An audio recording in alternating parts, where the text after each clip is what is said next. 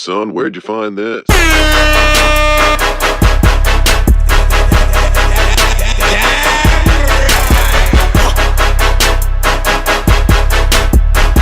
son, that's disgusting. Yo, what is up, everybody? This is Gary, and I'm here as your host for the D.A.M.N podcast. This is episode 5. We have drum instructor Jason Lech to talk about getting into drums, being involved in a lot of bands and playing drums for bands throughout his career, and how much he loves instructing. And, you know, if you have a kid that's interested in getting into drum instruction, we get into the best ages to kind of have your child come in and start out drum lessons. Well, without further ado, here's episode 5 of the D.A.M.N podcast, where I sat down with Jason Lech and we talked shop. So what's up, Jason? I'm here with Jason from Jason Lech Drums. How's it going? I'm doing great. We're here doing this podcast, the D.A.M.N podcast. D.A.M.N podcast. Yeah. So I've been wanting to have Jason on ever since I decided to start this.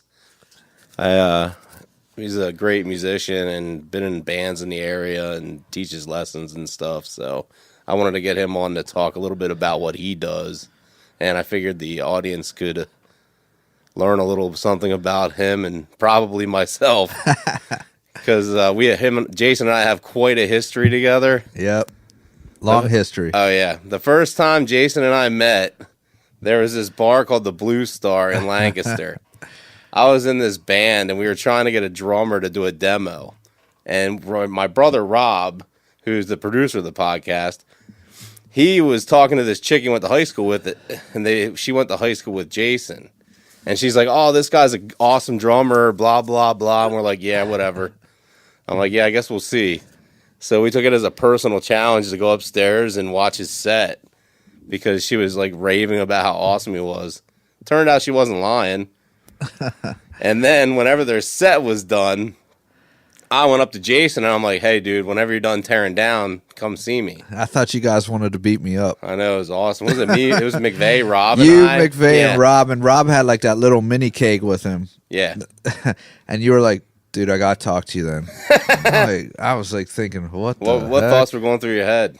Well, it's kind of like I never messed with any of your girlfriends, so. You didn't know what was But I didn't know what was happening. No, that's cool.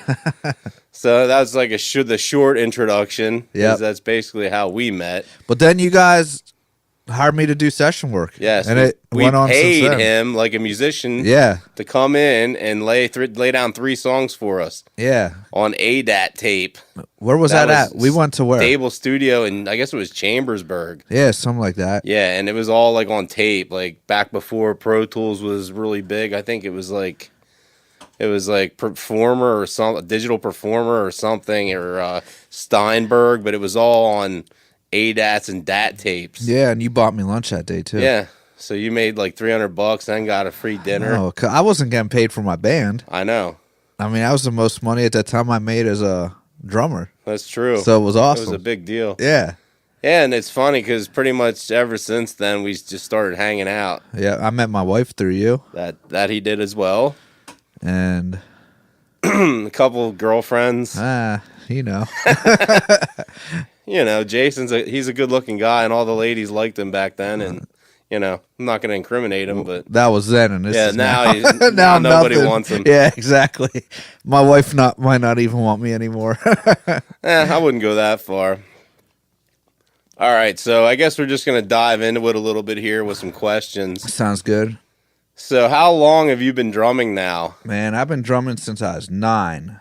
And how did you kind of get your start when you did that? My parents moved into a new house, and there was an older kid across the street. He was 14, into the hair metal, like Motley Crue and all that stuff. And that's what sparked my interest. Well, I was banging on stuff, and my mom was like, Jason, you want to take drum lessons? I was like, no, because I was a shy kid. But she taught me into it, and after my first lesson, I was hooked. That's what I wanted to do. I wanted to play drums. I didn't want to, becoming a drum teacher was later on, after doing the band thing for a while. But, when I was young, being a rock star is what I wanted. Well, that's what we all wanted. Yeah, exactly. We've all been there. Yeah.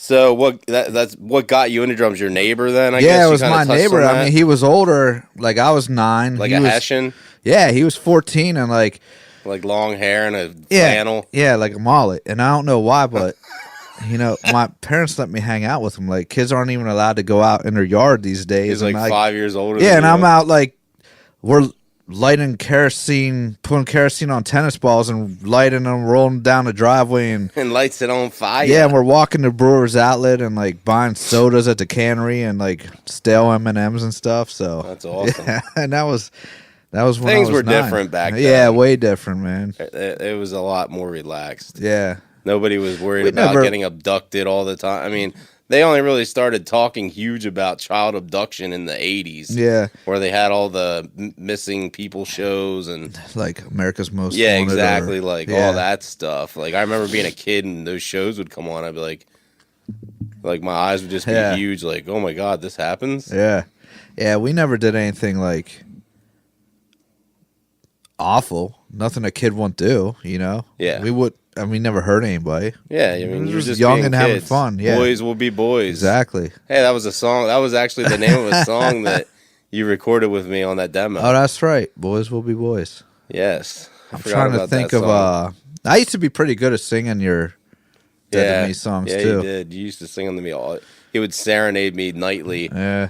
Well, back whenever we were in our early 20s when we would hang out, an average night would be you and Jen coming over to my house, and we'd get like a 12-pack or two of Labatt Blue and just Yep. watch Chappelle Show or something or whatever was on. Chappelle Show A movie. and Family Guy. Yeah, Road Trip. I think I used to Oh. irritate you guys with the movies because I don't stay still, so I'm What was always that? walking around. What was that movie, Sex Drive, that we Yeah, kept watching? yeah. That was the one with the Amish Yeah. people, right? Yeah. So you took lessons, obviously. Yeah. You want to talk about like getting lessons as you were growing up and I mean, how you formed into the drummer that you are today? all of my teachers were jazz drummers, so like, I'm not a jazz drummer. It's kind of like crafted my style a little bit, but like, It definitely didn't hinder you. no, I mean, it gave me a fluidity about myself and like technique wise, which I'm happy that I play with a looseness so that I don't hurt myself. But yeah, taking lessons when I was younger was awesome. It's something I always like look forward to each week, and I had 3 really awesome drum teachers, and I was pretty fortunate for that. So I always enjoyed my lessons, and they were always weekly, and I did that for several years. Are they still teaching all your instructors or? My one instructor, Clyde, passed away unfortunately a few years ago, and my one instructor, Aaron, moved to San Antonio, Texas, I believe. He's still gigging professionally as a musician, but the cool thing is my very first instructor, John Pfeiffer, he still teaches at Drums Etc. where I teach, and we teach side by side. So That's it's awesome. awesome. I come out, we chit chat. He tells me stories. He sends me links of drummers to check out, and it's Tony Royster's links. yeah, it's a good relationship. Yeah, That's like the most fun is going on Instagram and watching the Tony Royster yeah. He videos. has some. I mean, He's a wild and cat. away from his drum videos too, right? Well, like yeah. just like the Just other the stuff. comical stuff, yeah, too. it makes me laugh. So, how long have you been teaching now? I've been teaching full time for a little over 6 years. You have an know- interesting side story about how you got in. Like, who was teaching in your spot before you got into it? Oh, That's an interesting story in Well, itself. here's the thing. When I went to Drums Etc. and talked to the owner about teaching, he was like, "We really are not in need of another teacher at the time."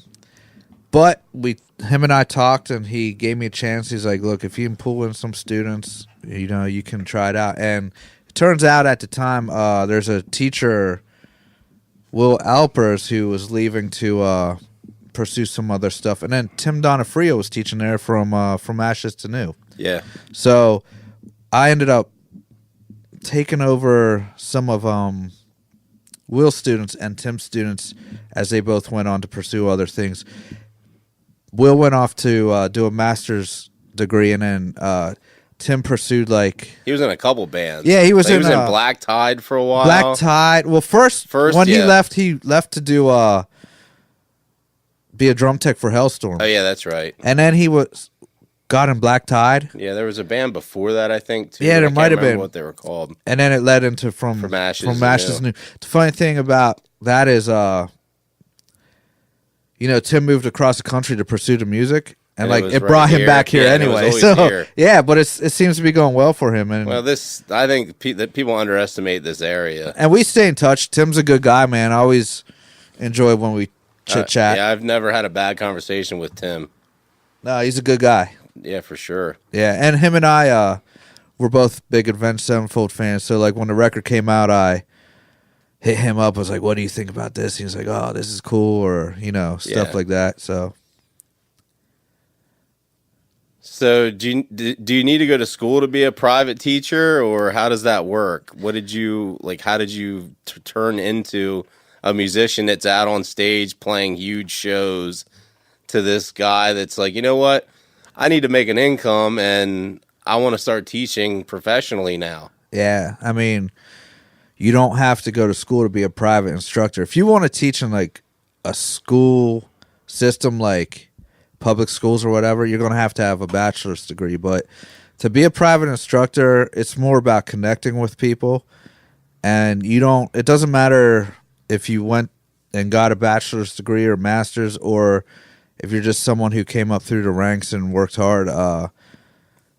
It's all about just connecting with people. So that's kind of what I did. I played in bands, and then when it was time to kind of try something else, I avoided teaching for a little bit because you always have like self-doubt, like, oh, I'm not good enough. But my wife, persuaded me, and then, you helped me out when I said I was going to start teaching. Like, you got me my first student, which was Ryan Masters. Oh, yeah, really? I don't know if you remember that. I don't even remember. You put out like a little Facebook thing, and Ryan hit me up. So, like... Ryan's great. Yeah, he just started getting back into drumming again. Okay, yeah, Ryan came... took some time off. Ryan came, took a lesson, and it maybe did a lesson or two, but, I just had to build off that. But, like, the more I did it, the more I saw, okay, I can do this, and I connect with people, and like just kind of went with that flow, and I really ended up enjoying it, and I'm making a living doing it. So like it's the best of both worlds. Well, yeah, anytime you can do what you love and make enough to survive off of it, that's a win. Yeah, it's kind of what I'm doing here with everything. Yeah, with the studio. Yeah, and it's cool like when you have people to support behind you, like my wife, and you got Rob and your dad that are supportive. Yeah, definitely. And that always helps to have that. So piggybacking on all this, how did you learn how to teach? Did you like reach out to someone, or did you just go back through your memory and remember when you were learning the techniques that you were taught? Yeah, I mean, kind of that. I kind of thought about the way my teachers taught me and like what I felt when they were teaching me. So like, if they're showing me this, did it like resonate with me, or how far could they push me before like I felt like I'm gonna throw in the towel? Yeah. So like stuff like that, because then you learn to read people, and you're like, okay, I can give this much, and I'll back off a little bit, and you kind of learn how to like spoon feed people, depending on who they are and what they want to do. The main thing I had to remember or learn when starting to teach drums is, and I think a lot of people need to take this in consideration, is I wanted to be a rock star when I was younger. I would say only 1 out of 100 students I've had have aspirations of actually being professional musicians. The rest do it for enjoyment, and it's like something that they just do because they like drums, but they want to do other things like be an architect or... I would have never guessed that. Yeah, and that's something you have to think, because like, okay, if I'm doing this for enjoyment, it needs to be enjoyable. You don't want to like overdo certain things. So, well, yeah, especially, and you're gonna obviously see a difference in intensity. Yeah, between a person that wants to be the next Tim or Matt Greiner, as opposed to a guy that's just trying to learn some stuff because he enjoys playing drums. Yeah, and it's not to say that those people aren't good or they don't have the capabilities of being good, because they do, and a lot of my students that want to do other things are great, but I just had to keep in mind, like, when you're pushing people, I just remind myself, okay, not everybody wants to like do this for a living, so like I got to keep it fun. Yeah. So that's a big important thing, is to keep it fun. Well, that's like one thing I've like through guitar lessons. Like I've taken very few guitar lessons in my life, and it's like people I've given a bunch, but people just want to be able to play a song. Yeah. And it's like the longer you make them wait between learning some technique stuff and basic stuff and actually showing them how to play a very simple song can be the difference between them throwing in the towel, or like if they don't feel like they're making any progress, they're just learning, trying to do paradiddles. And Yeah. you know, I know, like, I mean, that's very true, because like I'll have students that are like in their 50s, 60s, and like they waited their whole life to start drumming, because like when they were younger they weren't allowed, or their parents wouldn't let them. So like by the time they raise their family and like they're able to play drums, they want to get into it and play drums. They don't want to like diddy daddle with they too waited much. so long. So you have to keep that kind of stuff in mind too as an instructor. Like eventually you'll bring it to them, but you know, do it in small doses so that they keep their interest. Because drums are supposed to be fun. They're not. This isn't like a torture thing. This is it's not like a sweatshop. No, you're coming to have fun. Where you have to play this exactly on the beat or the machine stops. If you're having fun, you're going to learn too. You know, you can't really help it. I often like. I had this ongoing joke where I was talking to Ashton, my old guitar player, about it. He's in Black Letter Days, and I'm like, I wonder, like, if there was like a thing where you had to keep power running, and all you had to do was sit there and play guitar to keep the machines running at a job. And you would have like 90-year-old women just shredding and sweeping because they just spent their whole life just sitting there playing guitar poorly. And then eventually they just learned more. And like I don't know, it was just this weird visual I had where just like this 90-year-old lady there, like looks like an Amish lady sweeping just to keep this Eastern European printing press running.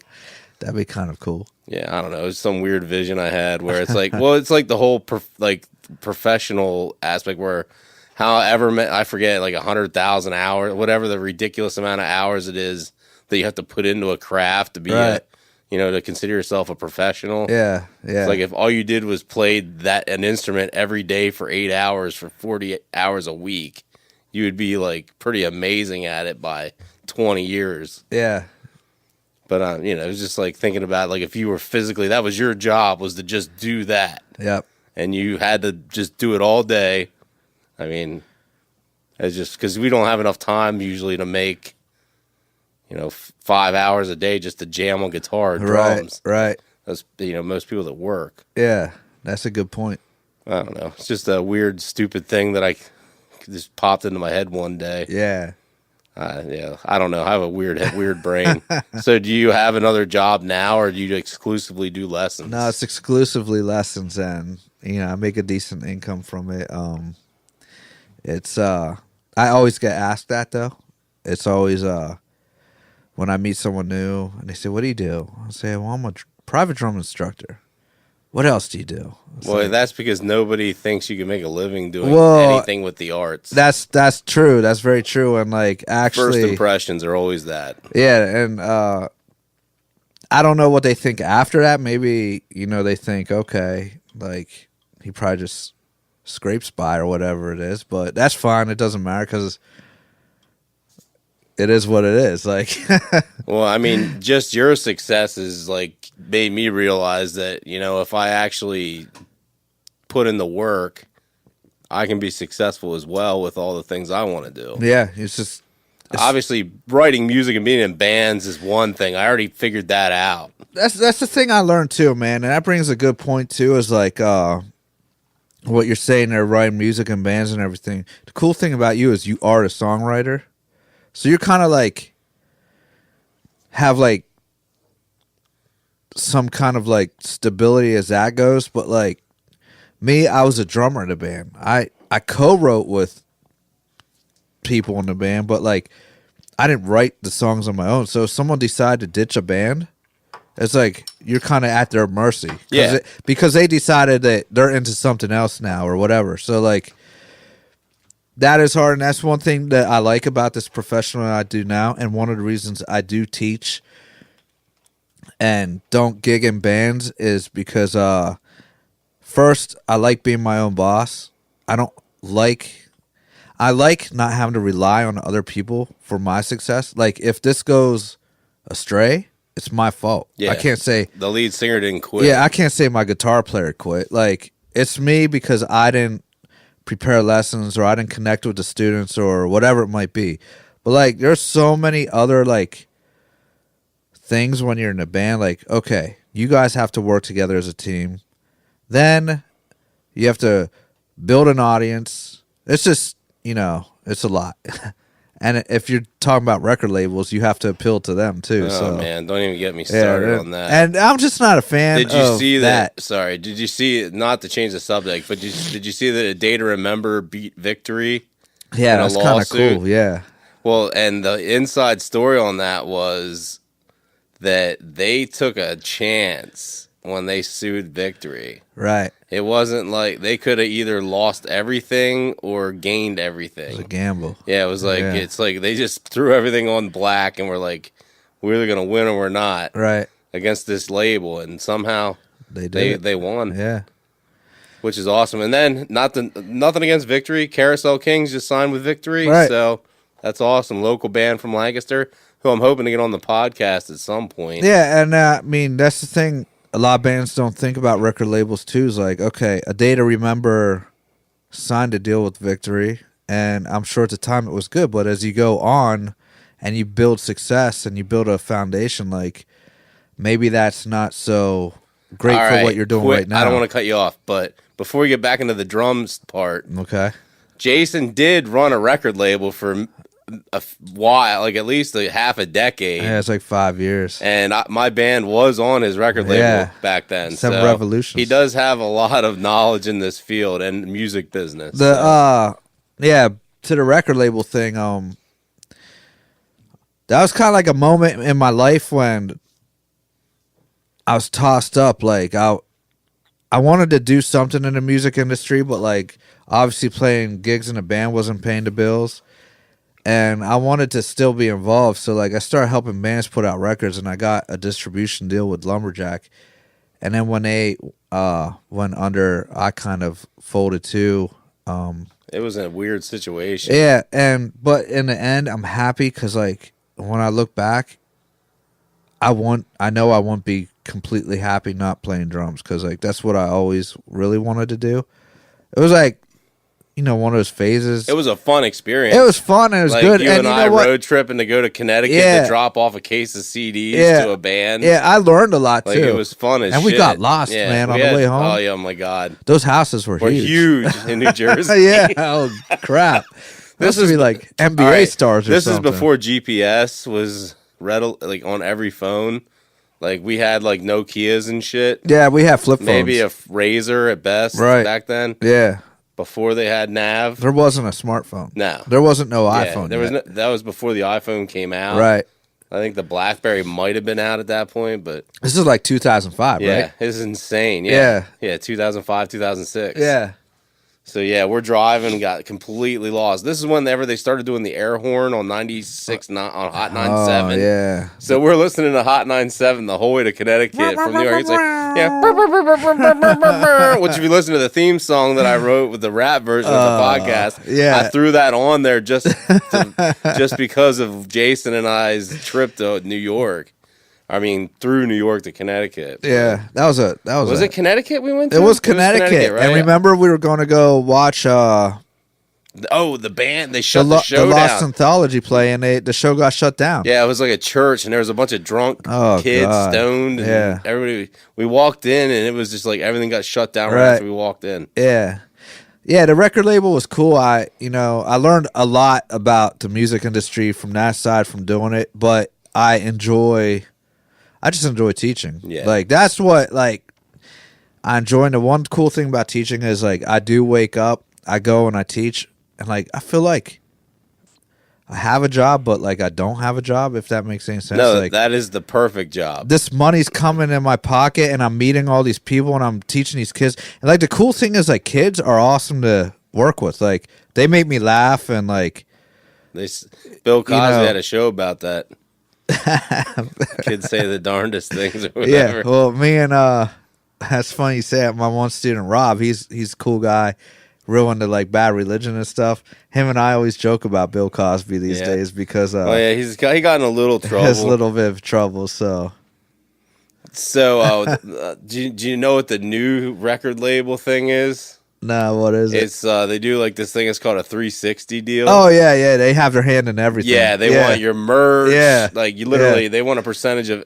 Well, there's no money in music anymore. The actual songs. Yeah. It's basically just a billboard. Yeah, these Yeah, so they want your part of your merch, your anything you're physically selling. They want a part of it. they want it all, man. Yeah, well, I mean, they have to look at the business dynamics just completely screwed now. Yeah, They don't have the money they used to have. right.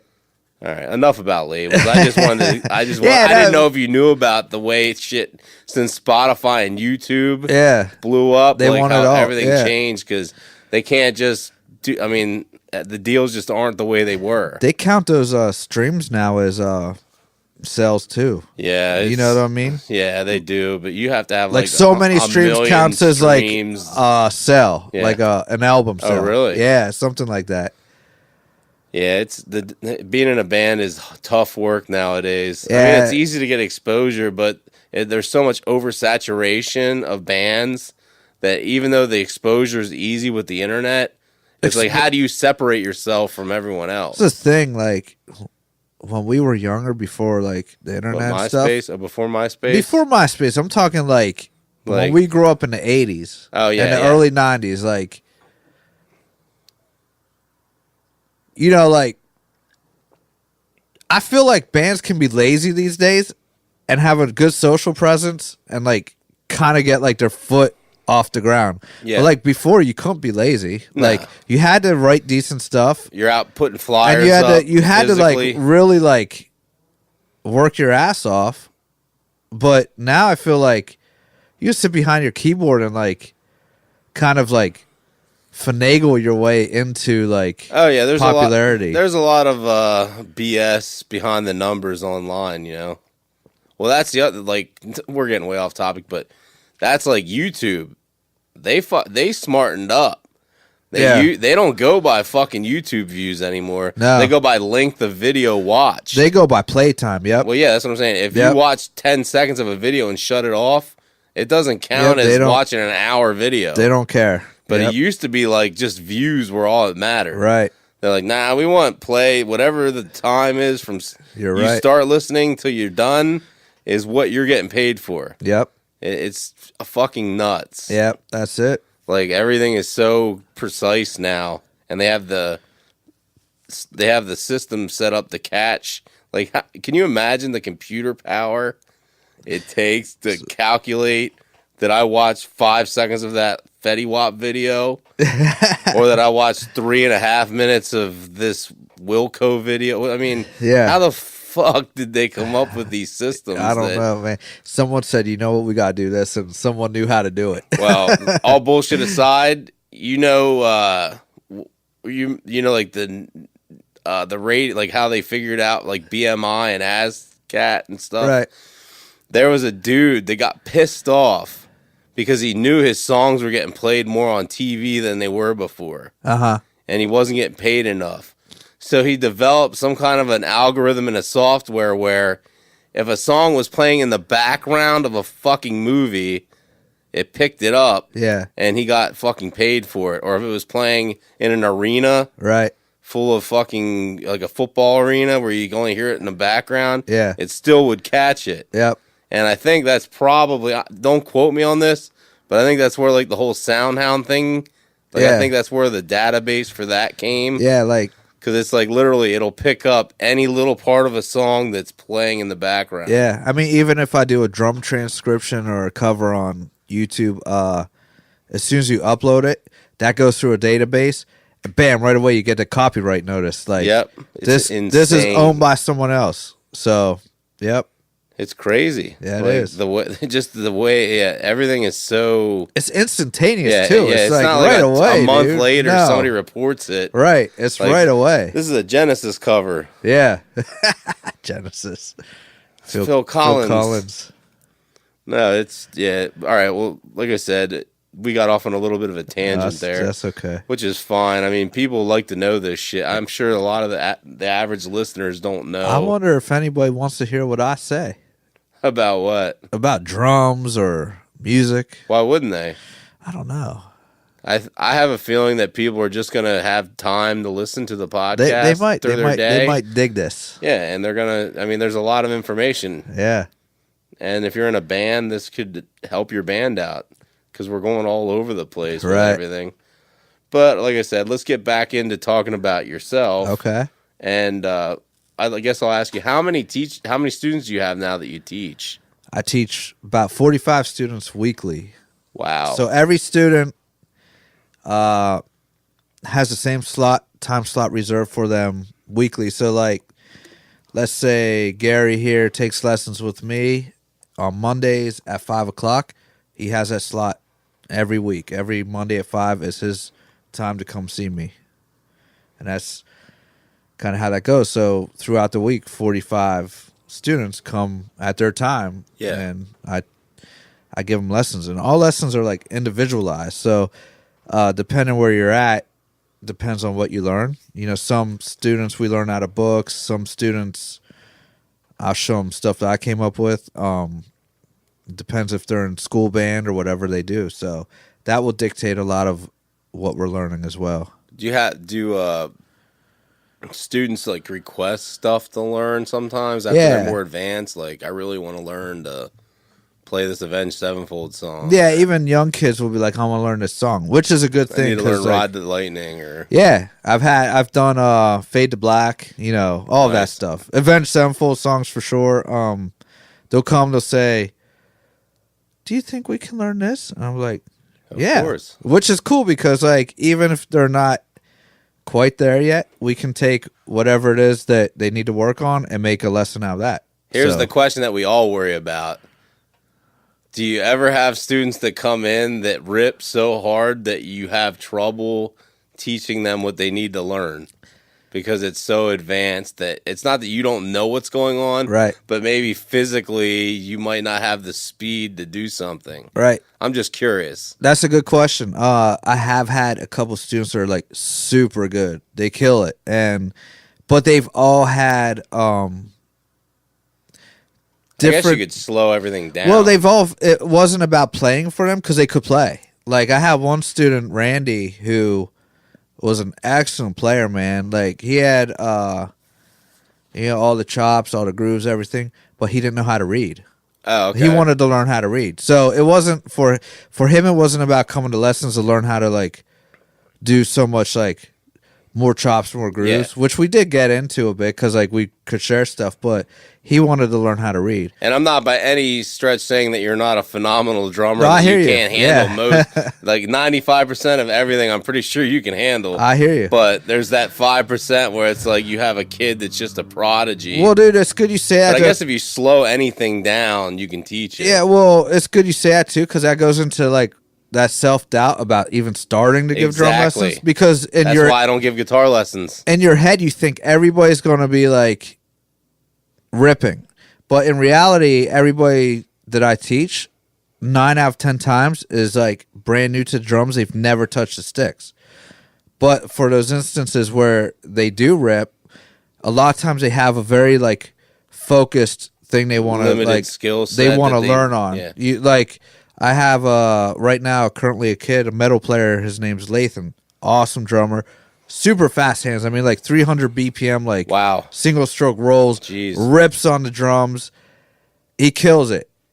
His thing is he wants to learn rudiments more. Which is right up your alley. And I'll show him. And that's what we do. And we work on stuff and technique. He was feeling a little bit of, certain pains or something. And so we worked on technique as well. If you've never watched Jason play videos, what's your YouTube link?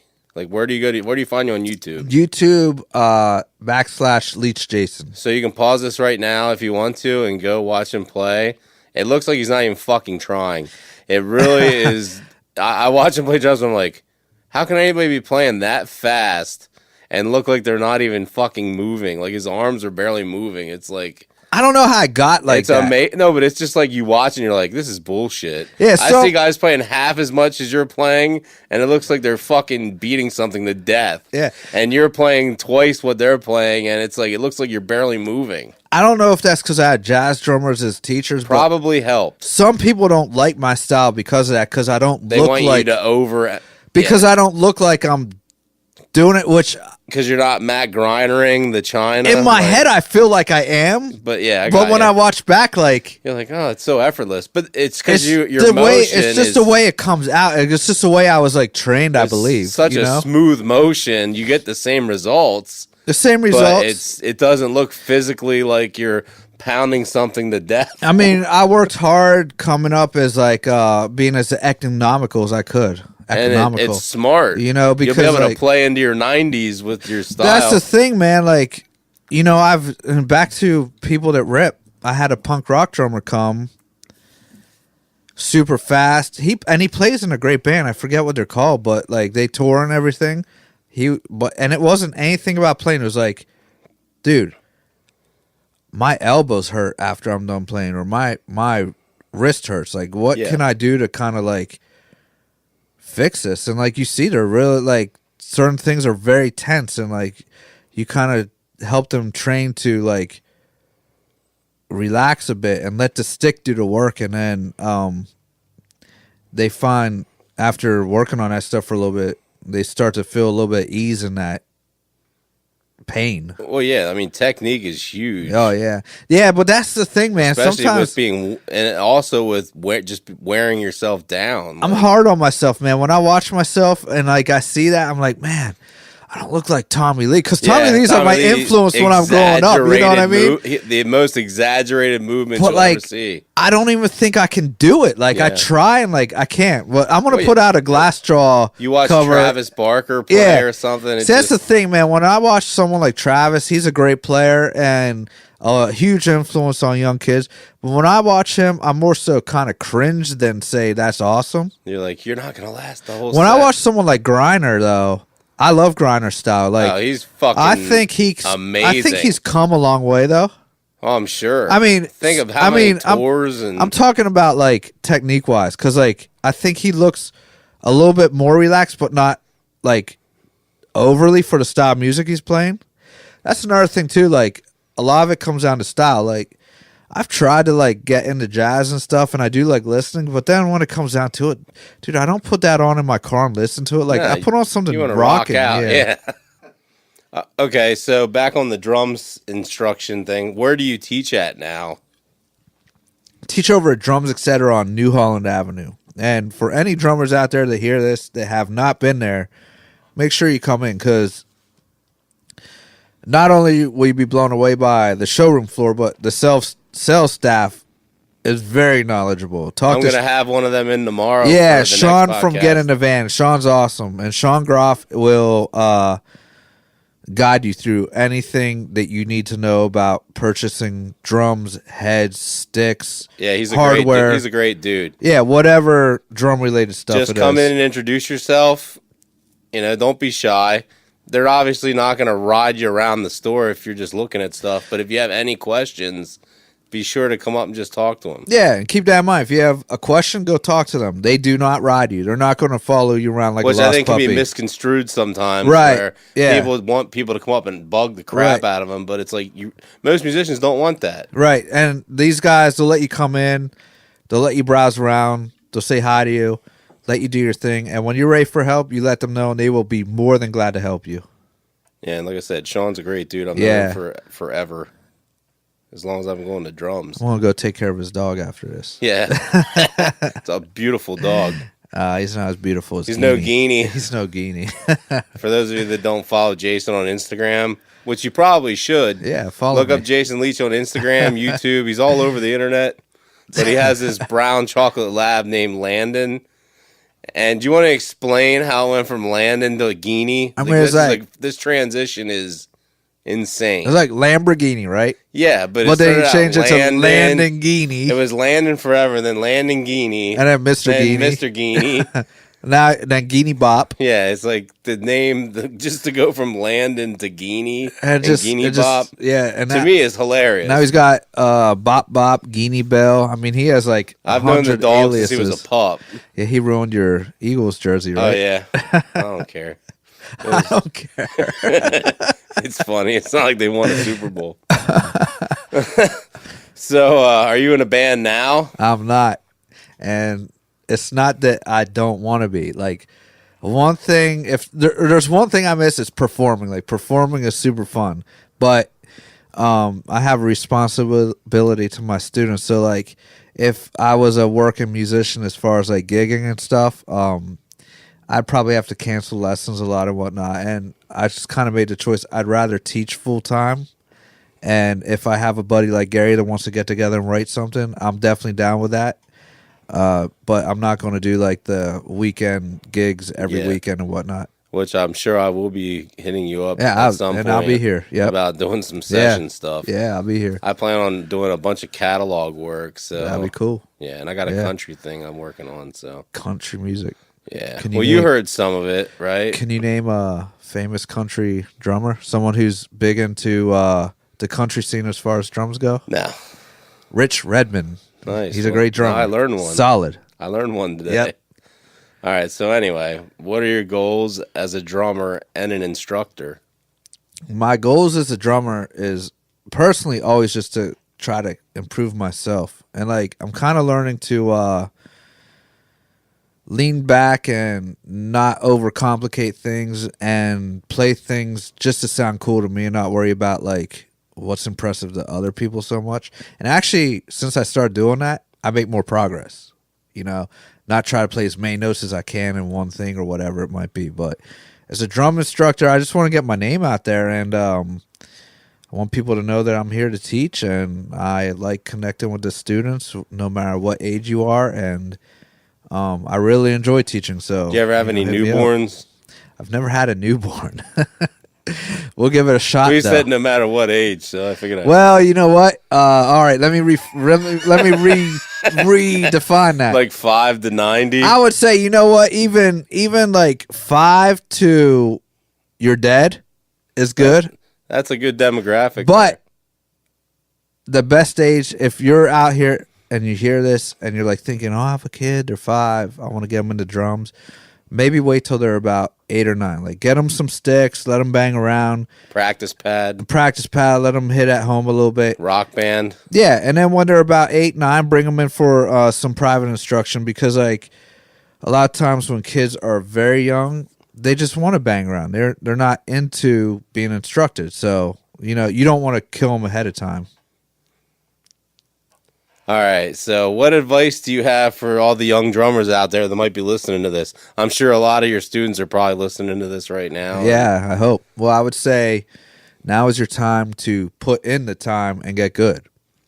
For me, I'm fortunate that I do this for a living, so I can practice every day and work at my craft.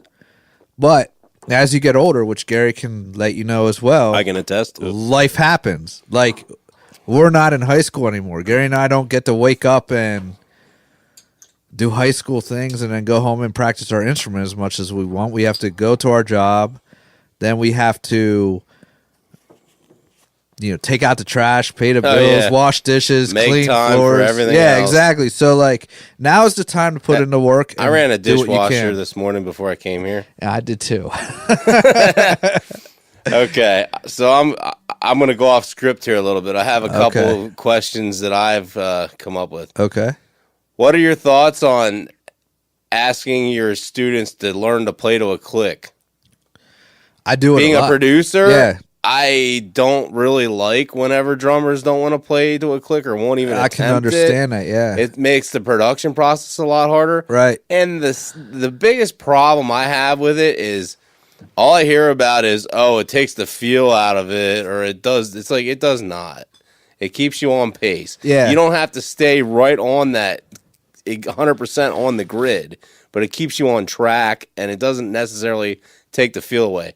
As a producer, it's extremely hard for me to edit a whole song or album together with a person that's not playing to a click because I have no guidelines. I'm basically editing a 3 to 5 minute long song. Right. And it's start to finish. No more. There's no. Oh yeah, well this chorus is good. This one sucks. I'll take this one and paste it in here. Yeah, it doesn't work. Right. You're literally recording that song over and over again. Yep.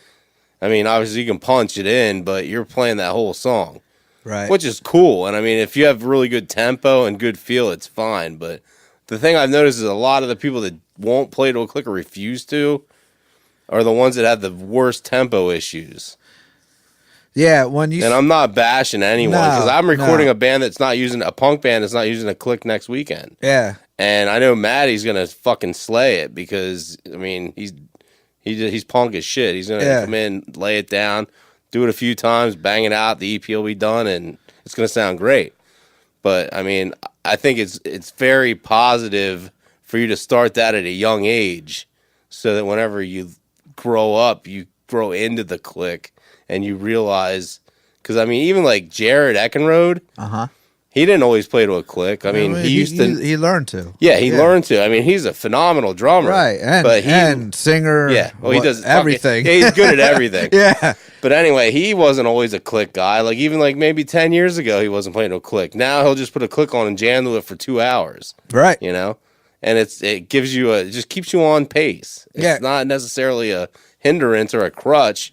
But it keeps you on pace. Click tracks are good. I introduce my students to them.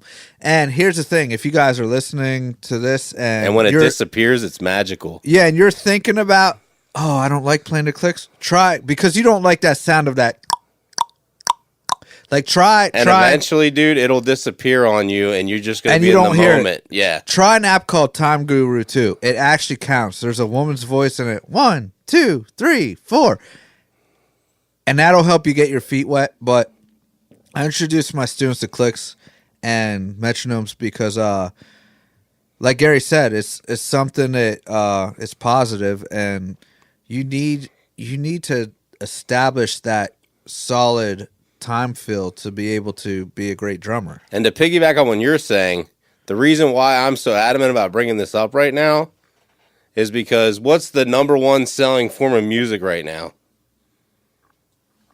It's EDM and hip hop. Oh, there you go. You know why? Because the beats are 100% gridlocked and people know how to dance to it because it's always going to be where it is. Every time they move their hips, they know that beat's going to be where that beat is. Right. When you go to like a very loose rock song, it's kind of like you're dancing and you don't know what's going on. But it's a proven fact that people are attracted to perfect timing with dancing and when it comes to dancing and stuff, and like you said before, you could still be on time and be a little bit more loose or push it a little bit. Especially fills and stuff too. There's not like well, think about like a player like John Bonham. He's on time, but more like a loose, laid back approach. You know what I mean? There's a difference between being laid back or pushing a little bit and being completely off where you're varying your tempo. Like all Gary's trying to say here is like, you can lay back a bit, be right on, or push a little bit, but be on time. Yeah, be in there, and it helps everyone in your band out. Right. If you see almost all the great bands now that you go to see in concert are playing to a click. Yeah. And they have everything in the background going on along with the band. Right. Like the samples coming in, like everything's hitting at the right time. Yep. Because those drummers are playing with their earpiece in to that click with the samples. Yep. So everything runs in unison. You hear the backtrack blast the 808 while they're jamming. It's like you can't time out an 808 without having somebody standing there or the drummer hitting it. Yeah. It's like Korn used to do back in the late 90s when they had like the octopad or like the single trigger with the doom, but it's like, all your heroes are out there doing it. I mean, they're out, these guys that are in these metal bands or rock bands, they're out there playing to a click every night.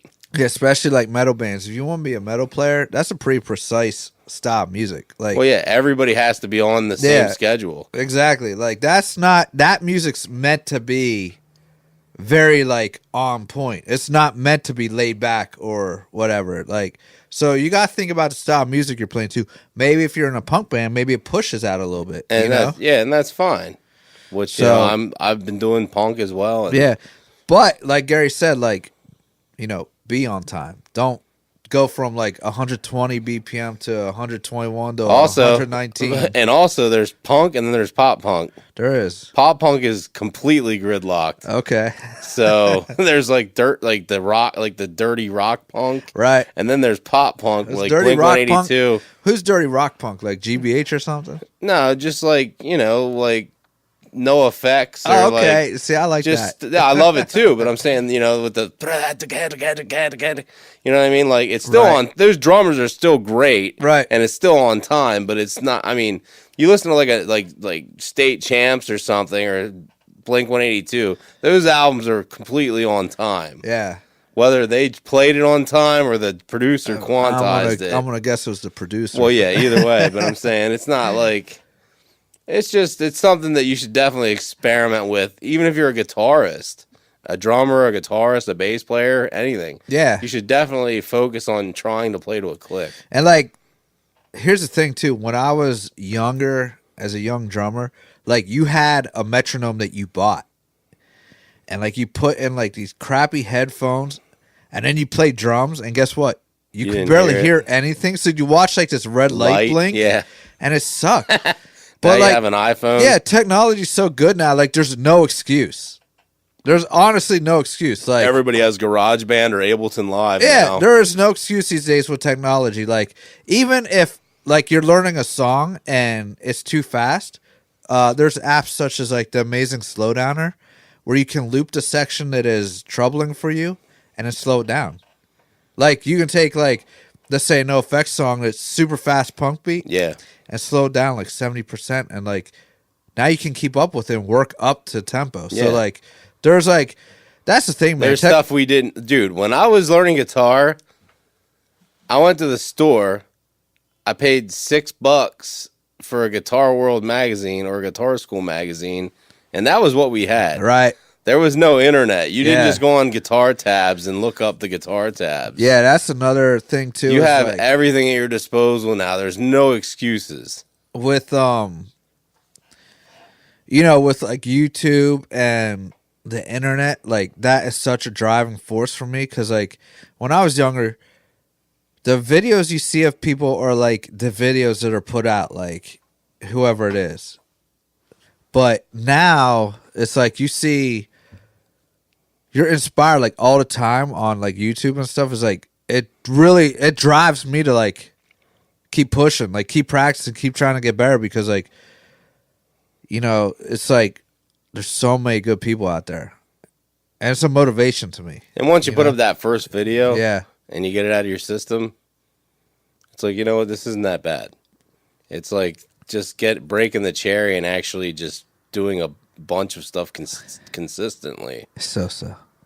And well, I mean, you're doing it. So. Do you want to talk a little bit about your website that you plan on launching at some point? I know it's not done yet. No, the website. I have a website. It's pretty much done, but I held off on launching. My cousin Jake has a YouTube channel, Mastar Media, and what is it? Mastar Media, and he does plug him or it's all right. All right. He does animation, but anyway,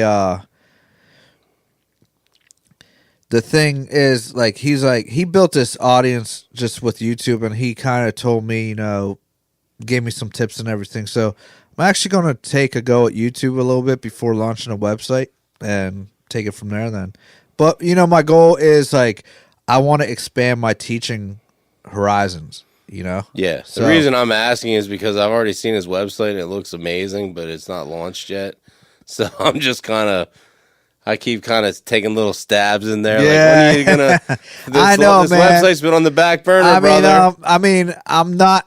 I'm happy with myself because I took the steps to start doing videos on YouTube. And Gary knows me. I'm a perfectionist. So like, it's like the fact that I'm doing that is like, pretty wild because like I'm never happy. But like that's one tip like from talking to Gary and like my cousin, it's like put stuff out there. If you're not perfectly content with it, improve the next time. Yeah, and that's what I'm doing. And you're doing great because I'm not ever perfectly content. Dude, nobody's ever 100% perfect. But you don't understand the way I operate. And that's the other thing is, if you're going to be doing session drum stuff for me, you're just going to have to do it. I know, man. It's still going to be phenomenal.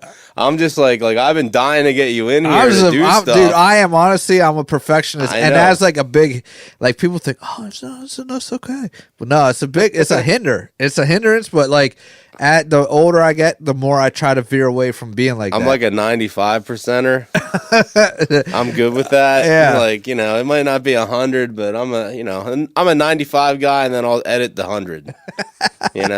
So for those of you out there that are curious about my outlook on it, well, like I guess that pretty much wraps everything up. I think it was a ton of fun. Yeah, I had a lot of fun, man. And thank you for having me. Just to let you know, your wife got accepted to college again. Yeah, she's going to be a nurse practitioner. Masters. Yeah. So I'd like to give a shout out to Jenny Leach. And she is my #1 supporter. She's amazing. Yeah, she's a cool girl. And I met her through Mr. Gary here. Yes, you did. Yeah. So we're all kind of friends. Yep. So it's definitely it's an awesome thing. Yep. So anyway, thank you so much dude, for being on. thank you. I appreciate it, man. And the other thing is, I'm going to put a small, maybe monthly podcast together where I talk about. It's not like an interview. It's more like, so you started a band. What do you need to do to not look like an idiot when you go up to be on stage? Right. Like, what are you doing that's pissing everybody else at the show off? Yeah. So basically, I want to do like a podcast where we sit down and we're like, all right, dude, so you got your band together, you're playing your first show. Here's things that you shouldn't do. Can I name something right now? Go ahead. Camo cargo shorts? No, it's just something about playing. looks. This is before, I know, I was kidding. This is before you even get on stage. Like, turn over that stage quickly. Like, get your stuff on there and get it off. Well, that's the main point. Yeah. No, that's like the main point of the podcast I want to run about it is just telling people, if your singer's out talking to some chick in the crowd, he should be helping you yank your shit off. Right. If your drums, everything's off the stage, that's okay. Go talk to that girl. You don't have to tear everything down on the stage. Right. Just move it off. Exactly. Let the next band start. Perfect. And then you're good. That's it. Jason and I have done hundreds of shows combined. And it's like people are breaking down their cymbals on stage. Yeah, what are you doing? I want to have like you and Jared and myself and Rob and just sit there. That'd be good. Yeah. Talk about a whole thing about like you just started a band. What do you need to do to be successful in your first show? Yeah. Or what do you need to do with your just give people tips about, because we all have so much to teach. Right. And these bands don't know. Yep. So I think it'll be a great side podcast. That'd be good to throw up occasionally when there's like a little bit of a loose month. Yeah. But yeah, so I definitely want to have you back for that. Hey man, thanks I want to for have you back me again when you put your website up. We'll have you back again. Have me back again when I hit some subscribers on YouTube. All right, so for anybody looking, subscribe to me, man. Yeah, for anybody looking to find you on YouTube, how would they do that again? Just youtube.com. Yes. /Lech Jason. Lech. Why you got it backwards? Why didn't you just put Jason Lech? That's what YouTube did. YouTube's a bunch of dicks. I know. They won't let you change it. I guess not. Lech. Yeah. Lech. That's it. Not Leach. Nope, just Lech. That's it. But anyway, I will put all this shit in the show notes that people can find it easily. But like I said, it was all like dude. We could do this all night. We could talk forever. Literally, we're gonna stop now and save some for later. All right. We'll leave you all wanting more. But anyway, if you were interested in playing drums, whether you're experienced or you're just starting out, hit them up. They can email me. Yeah, how can they email? jrl.drum@gmail.com. Well, there you go. If you need to learn how to play drums, hit them up. All right. Have a great night, everybody. Thank you, guys. Well, that was episode 5. Thank you very much for listening. Please subscribe to my podcast so that you can get updates and it'll upload the new episodes into your iTunes app or whatever application you may be using. Anyway, thank you so much for listening and stay stay tuned. This is going to be a weekly thing, and I hope you all enjoyed it. We'll see you next week.